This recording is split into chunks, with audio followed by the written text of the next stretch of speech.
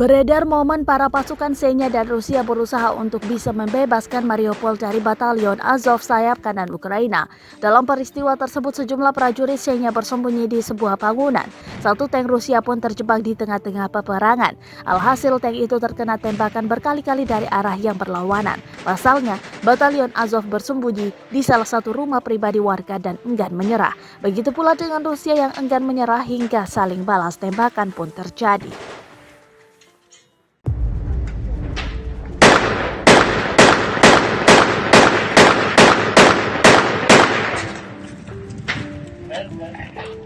Pagkatapos,